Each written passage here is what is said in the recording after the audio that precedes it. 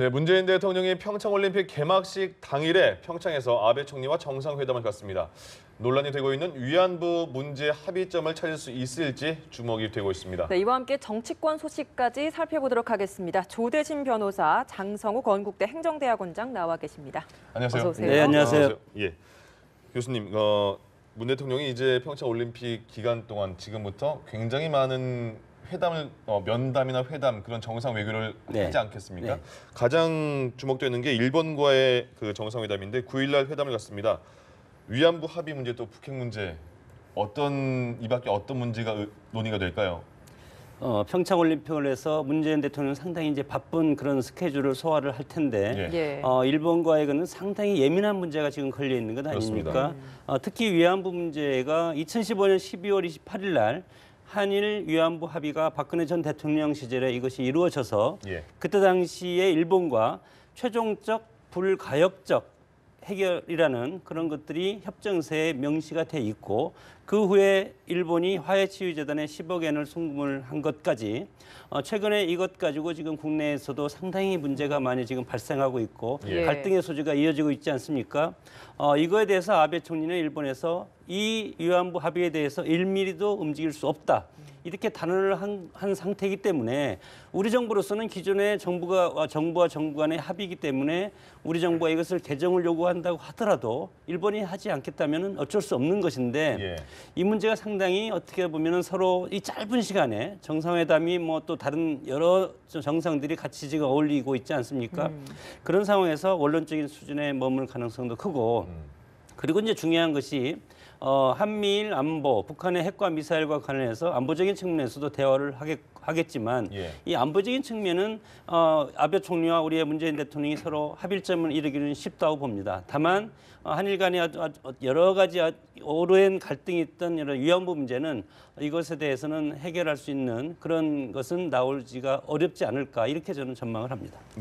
또 지금 이 한일 위안부 합의 문제나 북핵 문제뿐 아니라 교도통신에서 나온 이야기를 보면 정상회담 때 유사시 한국 내에 있는 자국민 대피 요령이나 이런 부분에 대해서 요청할 계획이다라는 이야기가 좀 보도가 됐습니다.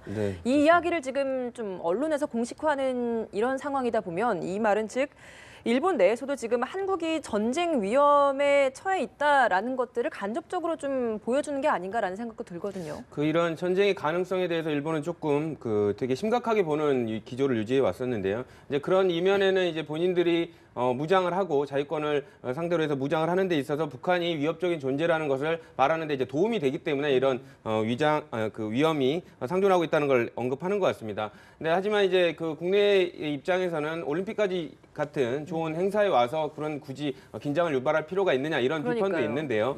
어쨌든 일본의 입장에서는 본인들의 자위권 강화를 위한 무장을 위해서 북한이 지금 올림픽에 참여하고 있는 것도 어떻게 보면 가짜 행동일 수 있다, 진심이 아닐 수 있다 이런 부분을 강조하기 위해서 이번 정상회담 때 이거를 문제 삼을 것으로 보입니다. 물론 올림픽에 대한 관심이 집중되는 것도 중요하지만 그 제반 사항도 중요하지 않겠습니까? 평창 올림픽 14개국 정상과 문재인 대통령이 이제 만남을 갖게 됩니다. 이른바 뭐 평창 구상이라고 해야 될까요? 문재인 대통령의 그 구상이 이런 그 정상 외교로 어느 정도 해소될 것으로 보이십니까? 이 평창 구상이라는 것은 평화 올림픽을 통해서 미국과 북한이 대화의 어떤 실마리를 풀게 하고 이것이 궁극적으로는 북한의 핵과 미사일 문제를 해결해서 한반도에서 전쟁이 없는 그런 어떤 모멘텀을 만들겠다는 것이 문재인 대통령이 소위 말한 운전자론의 연장선상인데 과연 이것이 가능할까? 최근에 트럼프 대통령의 국정연설을 통해서 밝혔듯이 인권 카드를 지금 들고 나오지 않았습니까? 인권 카드는 여러 가지 지금 군사적인 움직임과는 별도로 해서 위험한 단계를 암시한다고 봅니다. 인권이라는 것은 미국의 전통적인 무기로서 미국이 제3세계 국가에서 군사적 개입을 할 때는 항상 인권 문제를 민주주의의 가장 큰 가치가 인간의 권리, 인권이기 때문에 인권 문제를 거론을 하면서 그 나라 지도자가 인권 탄압을 하고 있다. 그래서 미국이 개입해서 이 지도자를 제거하고 그런 것이 미국의 역사였기 때문에 물론 평창 올림픽은 성공하리라고 봅니다. 예. 성공해서 축제 속에 끝나겠지만 평창 이후에 과연 이것이 기조가 지속될 것인가? 이것은 저는 북한의 내부의 여러 가지 미국과의 관계에 달려 있다고 보는데 예. 북한이 지금 이 상황에서도 물론 평창에 선수단도 파견하고 앞으로 종합예술단도 파견을 하겠지만 내부적으로는 미국을 상당히 큰 강성적인 어조로서 비판을 하고 있는 것이 상당히 문제고 이것이 평창올림픽이 끝나면 미국과 북한의 여러 가지 적대적인 관계로 돌아설 가능성이 상당히 크다. 우리는 여기에서 사실은 방관전적 입장도 아니고 이것이 평화적으로 해결돼서 북한이 핵을 포기하기를 우리는 원하는데 예. 미국 입장에서 보면 북한 핵과 미사일이 미국 본토를 위협할 수 있다는 그런 치명적인 그런 것이 있다는 것을 지금 대통령께서 미국의 트럼프가 인지를 하고 있기 때문에 상당히 어려운 국면으로 지금 가고 있다는 것은 우리가 간과해서는 안 된다고 봅니다. 예. 네.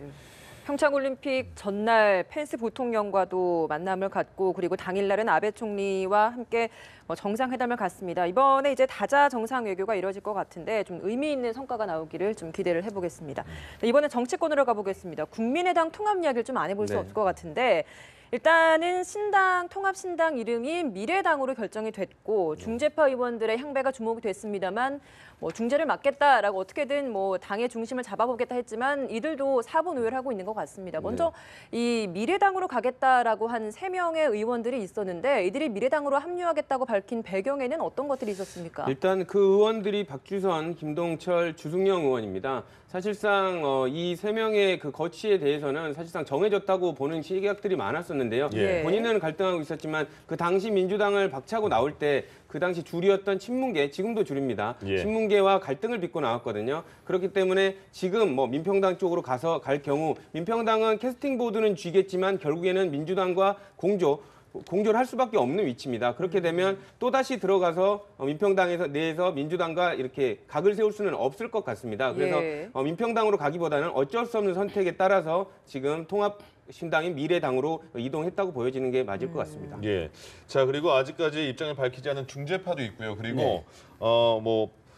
특히 비례대표 3명은 안철수 대표가 출당시키지 않겠다 이렇게 지금 못을 박지 않았습니까? 그렇게 되면 민평당과 미래당이 앞으로 의석 분포가 어떻게 될지도 궁금해집니다. 어떻게 예상할 수가 있을까요? 지금 대략적인 예측을 보면 미래당, 가칭 미래당이죠. 네. 아직 창당 안 하긴 했는데 가칭 미래당이 29석, 그리고 민평당이 19석. 여기에서 비례대표가 이제 출당이 되면 정식으로 네. 정식으로 교섭단체가 되기 때문에 교섭단체가 되냐 안 되냐는 사실 어떻게 보면은 가칭 미래당 입장에서는 상당히 큰 변수일 수밖에 없지 그렇죠. 않습니까? 예. 그렇기 때문에 비례대표는 출당을 과거에는 자기가 출당을 받았는데 예. 지금은 안 해줄 것이다. 예. 이렇게 이제 대차적인 이제 예측을 할 것이고 애매한 예. 동거가 되겠는데. 그래서 보면은 이 민평당과 가칭 미래당이 캐스팅 보트의 위력이 훨씬 더 저는 강해질 거라고 봅니다. 네. 지금 여기 정계 개편 정당의 어떤 개편 과정을 보면 보수 중도 보수가 148석 정도 되고 예. 그리고 진보 개혁 쪽이 147석으로 상당히 지금 균형을 맞추고 있는 이 시점에서 어떻게 보면은 미래당이 보수적인 가치로 갈 것이냐 또는 민평당이 진보 쪽으로 갈 것이냐 이런 것을 놓고 상당히 삿바싸움을 할 것이고 예. 그래서 박주선, 김동철, 주승용 세 사람이 통합신당으로 간 이유가 예. 물론 뭐 변호사님께서 말씀하셨지만 어떻게 보면 지방선거를 앞두고 호남을 두고 민주당과 소위 말해서 지금 민평당이 호남에서 누가 이길 것인가 여기에서는 민주당이 우세할 거라고 보기 때문에 예. 이분들이 일단은 지금 가칭 미래당으로 갈 가능성이 크다. 저는 그렇게 보고 예. 또 하나는 앞으로 국회의원 선거가 3년이 남았습니다. 3년 동안 또 다른 많은 정계 개편이 이루어질 텐데 그래서 아직은 시간이 있기 때문에 다시 작은 정당으로 가기보다는 기존의 정당으로 남아 있음으로 해서 정치적인 어떤 흠결을 없애보자. 예. 그런 것이 있고 마지막으로는 지금 안철수, 유승민 대표는 지난 대선 후보였지 않습니까? 예. 그래서 유력 정당에는 유력 주자가 있어야만이 정당으로 가치가 있고 정권 창출이 목적이기 때문에 이런 3가지 이유 때문에 지금 탈당하는 것보다도 기존에 있는 당에 남아서 가치익 미래당과 같이 하는 의원들이 상당히 많은데 예. 이것도 문재인 정부가 앞으로 국정을 어떻게 끌고 가느냐에 따라서 총선 직전에 3년 뒤 총선에는 집권당이 여러 가지 실수가 없을 수가 없습니다. 예. 어떤 국정에서 어떤 사고라든가 안전 문제가 터지면 대통령 중심제에서는 집권당이 무한 책임을 져야 되기 때문에 3년 뒤에는 지금 민평당과 민주당이 합당의 시너지를 해야만이 야당의 공세를 막아낼 가능성도 있기 때문에 예. 여기까지 예측을 해봐야 된다고 봅니다. 예, 알겠습니다.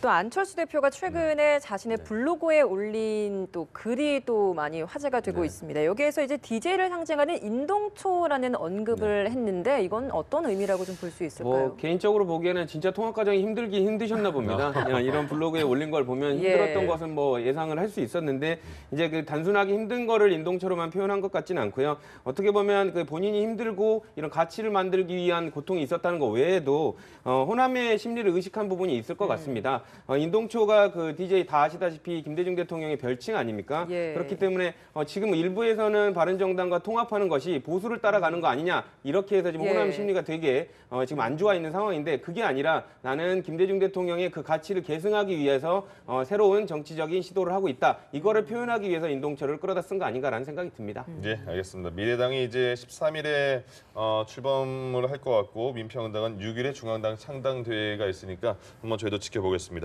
자, 이제 서지현 검사 성추행 얘기를 한번 해보겠습니다. 박상기 법무부 장관이 이메일 논란 혼선에 대해서 이제 공개 사과를 했습니다. 그런데 이걸로 끝난 것 같지가 않고요. 후속 대처가 미흡했다까지는 인정했습니다만은 그러나 왜 아무 조치를 안 했느냐 이 부분은 계속 남아 있는 것 같거든요. 어떻게 저희가 봐야 될까요?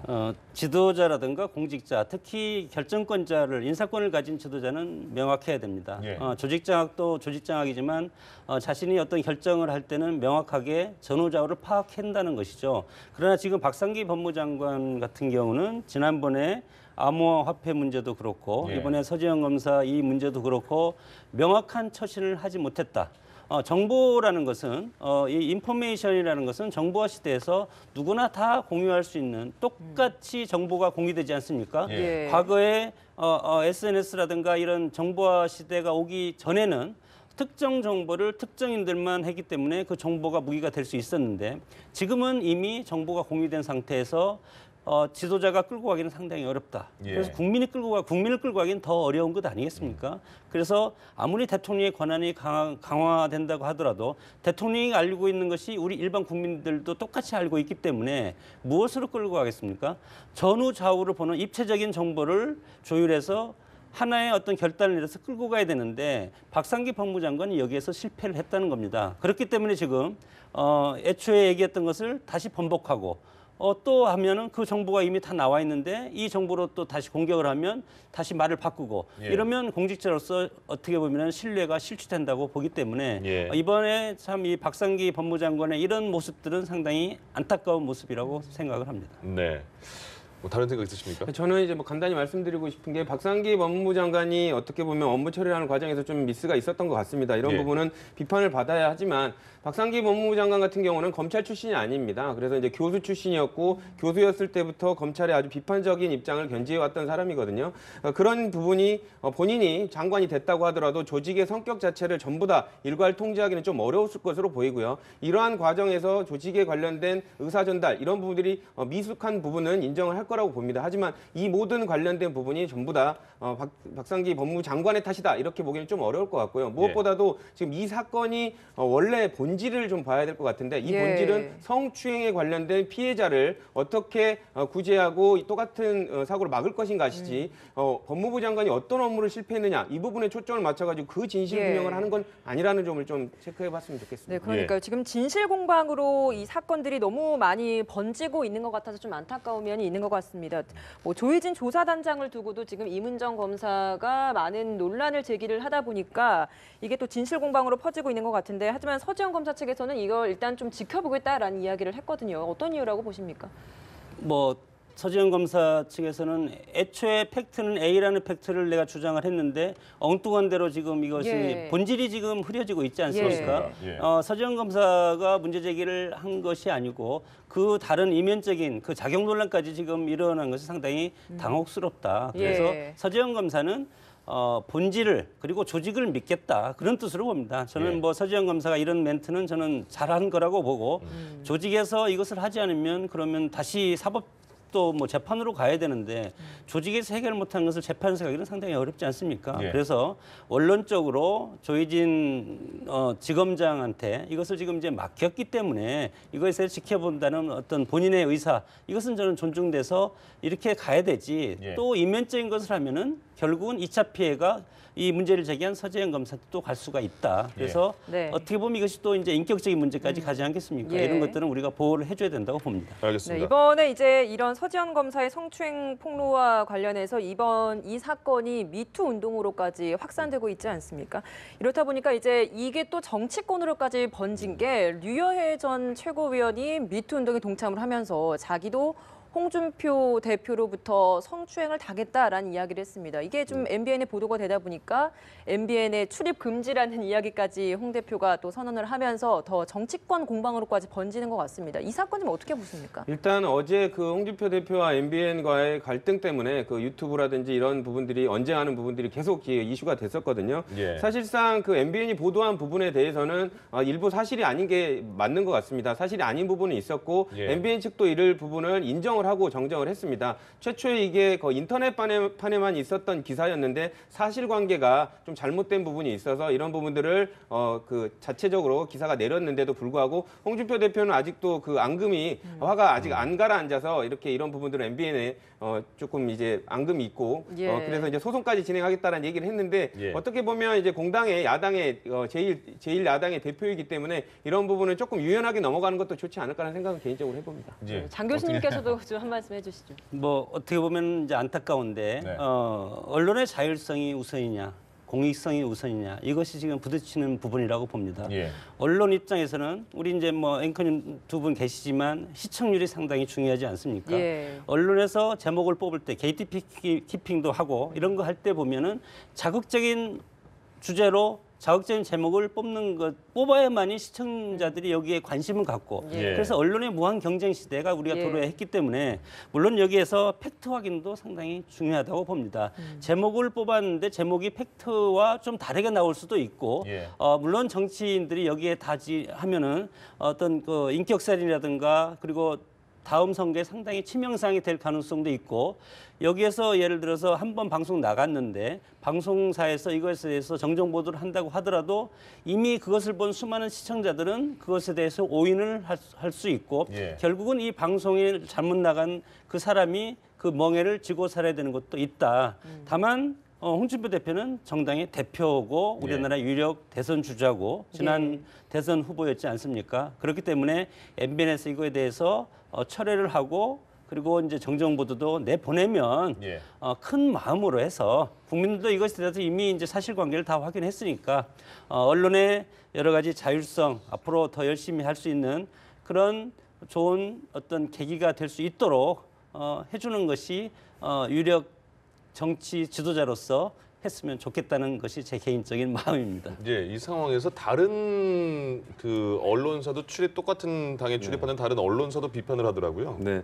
이제 홍준표 대표가 이제 그간의 언론사에 대해서 조금 이제 서운한 게 좀 많았었나 봅니다. 이제 예. 물론 그런 것은 이제 본인의 마음이 그대로 전달되지 않는 부분은 이해를 하겠지만 아까 말씀 주신 대로 언론이란 거는 본인의 기분에 맞게만 보도하는 게 언론이 아니거든요. 언론이란 거는 다른 사람들, 시청자가 궁금해하는 것도 보도하는 게 그 언론일 수도 있고 내가 생각하는 것과 다른 거를 보도할 수도 있는 게 언론이기 때문에 그냥 일반인이 아니라 정치인, 아까 말씀드린 대로 야당의 공당의 제1당 대표라면 이런 부분의 특이성을 충분히 감안을 하고 어느 정도 서운한 감정도 가지시는 게 좋지 않을까 싶습니다. 예. 네, 오늘 두 분 말씀 여기까지 듣겠습니다. 조대진 변호사, 장성호 건국대 행정대학원장이었습니다. 고맙습니다. 고맙습니다. 감사합니다.